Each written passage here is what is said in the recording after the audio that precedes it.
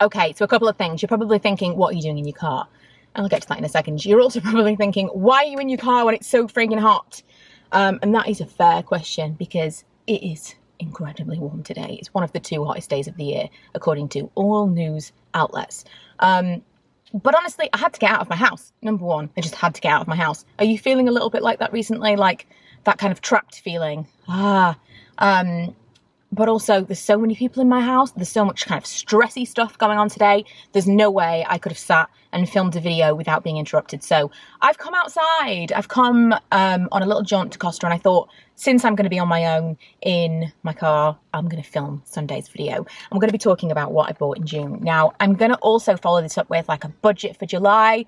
I've got some plans. I want to update you on kind of the financial situation because I talked a little bit about this earlier in the year, like wanting to pay off all my debts, wanting to put aside some savings for one purchase that I'm planning, basically in lieu of a holiday, because we've had multiple things cancelled, various things kind of refunded, and I've decided I'm going to treat myself to one thing totally separate to my regular savings for moving next year. So I'm going to do an update on that soon, but today it's going to basically be what I spent on superfluous items and what those items were this month.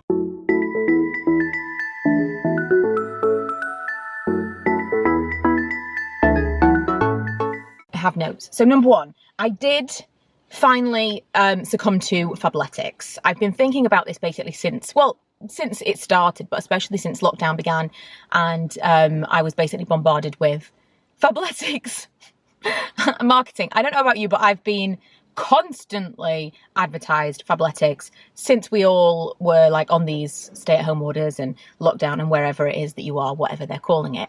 And it's just been kind of like in my mind all of the time.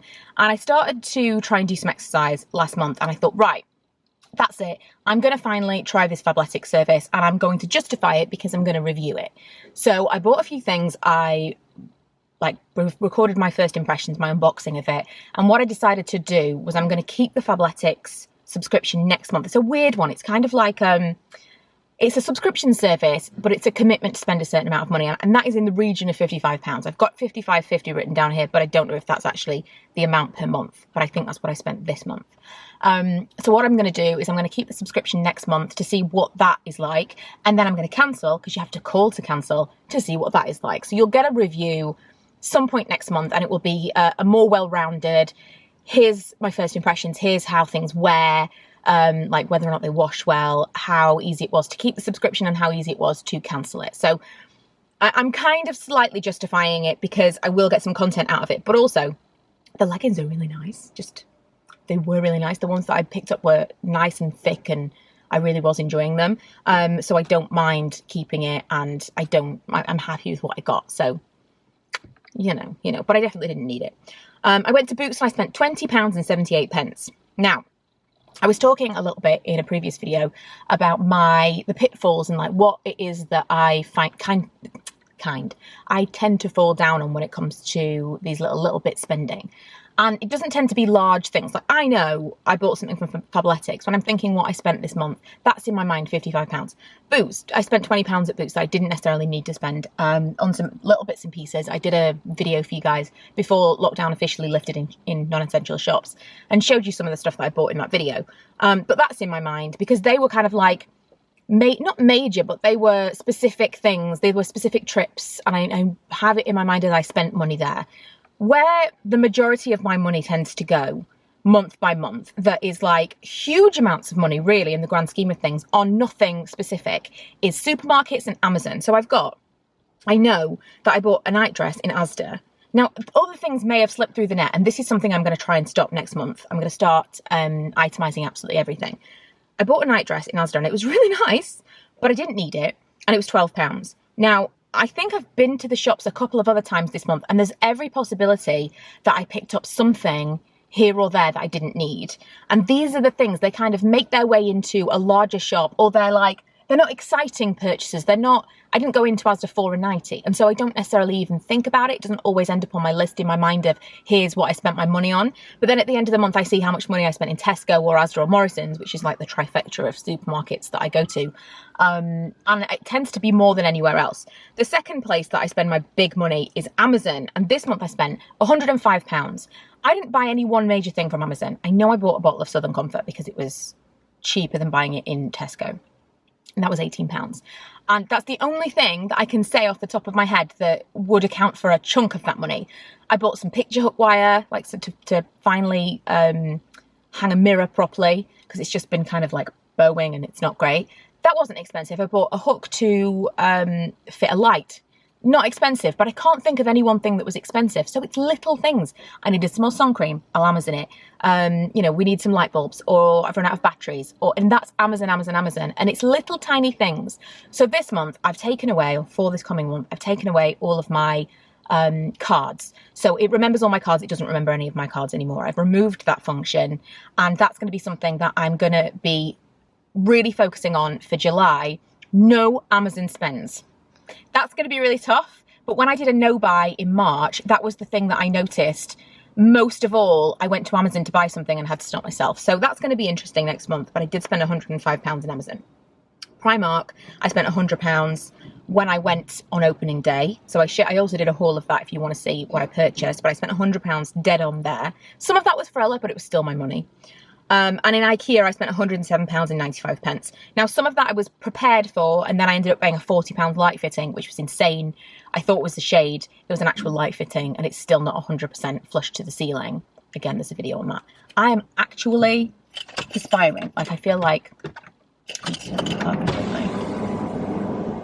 Holy moly. I'm going to be glistening in the nicest way possible by the end of this video. I'm having to open the window, so apologies, because there's some like building work going on in this car park that I'm sat in.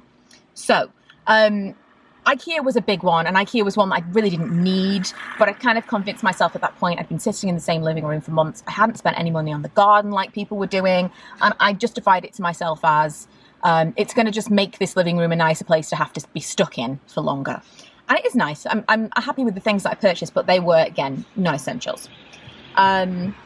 And Primark was something that, again, I had factored in. Once the shops reopened, I was going to allow myself to spend, we're going to get to, some of the money that was coming in.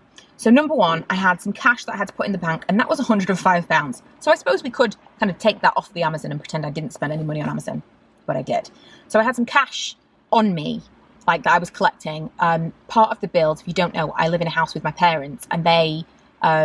all the bills goes out on an account in my name, and they give me bills money, and that goes towards the bills. And some of the money that my dad gives me, he gives me in cash, because he's old school, doesn't have an online bank account.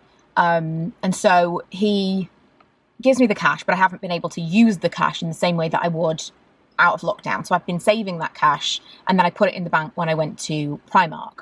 So that kind of, I had allowed myself a little splurge as and when the shops reopened, because I knew I'd be spending that cash effectively. So let's say that was the Primark, because that's kind of how I had it in my mind. I also had some cash back. So I use Top Cashback. If you've never used it before, or another service like it, I would highly recommend. It's basically free money. If you use Top Cashback specifically, it's the only one I use. And I do have a code. This is a code that is the same. If you log in with them, if you sign up with them, you can send your code to people. I think it gets you like a few pounds when someone signs up and actually uses the service. So I'm not affiliated with them at all, but I do have a code, and I'll leave it below if you want to use that code. I would recommend it, or some other cashback service, because you can get things where it automatically notifies you when you're on a website that you could get cashback from. I know that some bank accounts are using cashback now. I know mine is. So sometimes it'll say this month you can get cashback on these particular sites, and occasionally I'm getting little tiny bits of money back at the end of the month in my bank account, which is great, but for the most part, I still think that these cashback websites are really useful, because especially if you're booking something big, like a holiday or a hotel stay, or you're buying something expensive, sometimes you can get like even 10-15% cashback, and it can take a while for it to come in, but it's still free money. It's money on things you were going to buy anyway. So I got £113.41 from Top Cashback this month. That's like months worth of like little dribs and drabs. There's still money in there that hasn't been paid out that in the future I'll get. It's not something I get monthly, but here and there I'll get a payment, and it was a good one this month. So again, £113 kind of subsidises some of that. And the other thing that I got was a Premier Inn refund. We were supposed to be going to London at the end of July. I'm hoping we're going to get a refund on our theatre tickets, but that's kind of up in the air because they may not refund the theatre tickets, which is annoying. But we won't find out until after the date we were supposed to be there. So I've got £116 back from our Premier Inn. So again, in total, I got over £300 back in. I still spent more than that, but I think I was feeling a little bit more flush than normal because I knew I was getting these refunds, these extra payments coming in, and I was putting cash in the bank, and I was like, I'll kind of have a bit more money to spend. So I was a little bit freer with my budget this month than usual. But overall, it ends up not being too terrible because so much money ended up coming back into my account, which is unusual. Now, I was considering a total no-buy for July. I'm still kind of on the edge. The reason that I'm kind of putting that off and not committing 100% to it just yet is that I don't know what's going to happen in terms of the lockdown lifting. I don't want to commit myself to 100% absolutely no spend, and then us to have a little bit of flexibility to be able to go somewhere, be able to visit people, and then feel like, well, I can't spend any money. I can't. Do you know what I mean? But I am going to definitely do a no buy for Amazon. And I think I'm going to give myself a budget of £100 because effectively I didn't spend much more than that when you balance out what came in this month.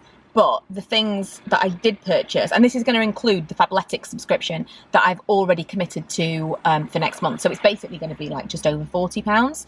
It's an amount of money that I feel gives me a little bit of flexibility, but it's also very restrictive. So it's like a no buy, but not a no buy. And we'll see how I go. Like I said, I'm going to do a follow-up video where I talk a little bit about my budget, and we'll talk more about that then in the next few days. And I'm also going to be updating you on my debts and what I've paid off, how I've managed to pay things off. I've had a bit of a windfall because, ironically, I didn't make as much money last year, and so I overpaid my tax, so I got a little tax refund, and I don't have as large a tax bill in July as I'd expected, and so that really did help me kind of bolster my funds in terms of paying some things off, and it's put me in a really good position for the rest of the year, which is great because obviously right now everything's a bit up in the air in terms of finances for everyone.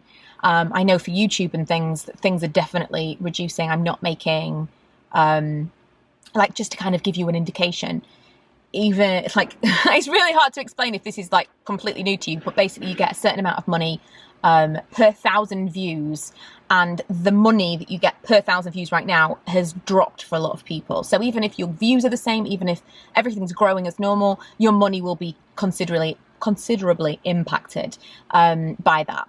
So that's something to consider as well. I'm kind of on the fence about this one savings account that I've got for that one big purchase. Do I make it? Do I wait and see what happens? Kind of unsure, but that's something I'm going to keep you updated on as we go. I'm finding this really motivating for me. It makes me a little bit more accountable. I know that some of you guys have said that you've found these videos really, not necessarily inspirational, but kind of useful because they're keeping you on track. They're reminding you that it's not all about new stuff all the time, and we need to kind of just keep an eye on what we're spending right now more than ever. So hopefully you feel that way, or if not, you're just finding it entertaining that I'm struggling not to spend money. It is a thing, like not everyone's like that, but that is definitely my personality. When I'm stressed out, which right now I'm incredibly irritable because everyone feels like they're on a ledge, and also it's so hot. I hate the heat.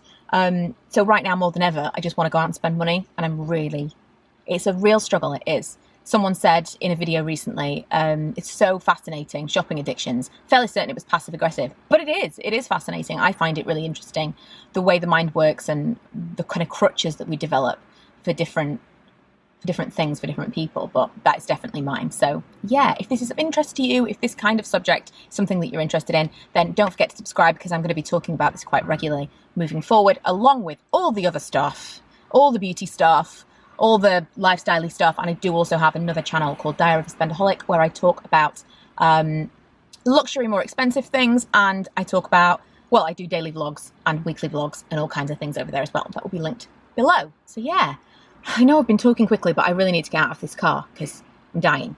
But thank you for watching, and I will see you guys next time. Bye!